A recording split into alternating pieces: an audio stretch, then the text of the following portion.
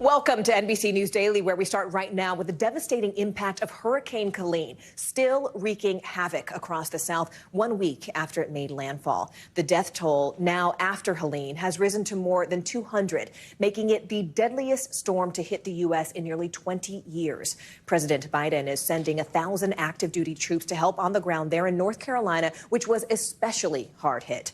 Response teams are trying to figure out how many people are still trapped, and hope is fading in the search for survivors. Well, today the White House is continuing that outreach. President Biden will survey the damage down in Georgia and in Florida, a day after he and Vice President Harris made stops in the Carolinas and Georgia. Biden told people there yesterday that the country stands with those storm victims. Hurricane Helene has been a storm literally of historic proportions.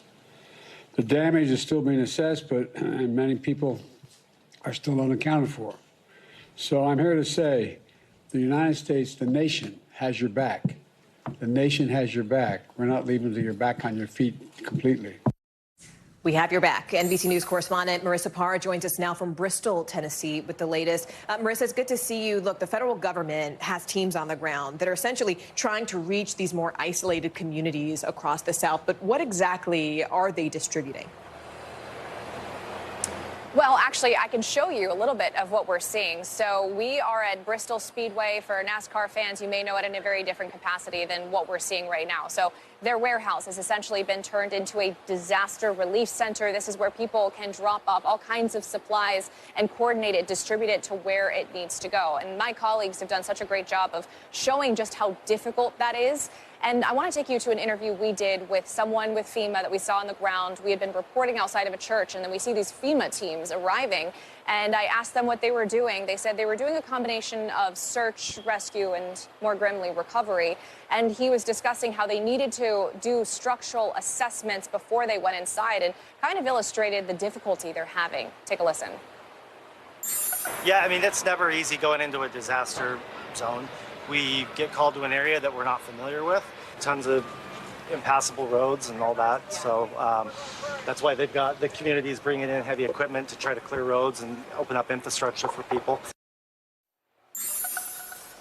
So you have collapsed roads. We're talking about isolated mountain towns. People have had to get very creative. Of course, not just the federal workers, but local rescue crews. We've seen examples of exactly that, Morgan. Those images have gone viral of horses and mules carrying supplies, life-saving supplies to people who need it, who are stranded at the top of mountains in all of these regions here, Morgan. Yeah, it's interesting, Marissa. You were talking about the structural assessments they're doing, but we're also a few days now into this storm response. And I know that you've been talking to people on the ground. What do they say at this point their biggest concerns are?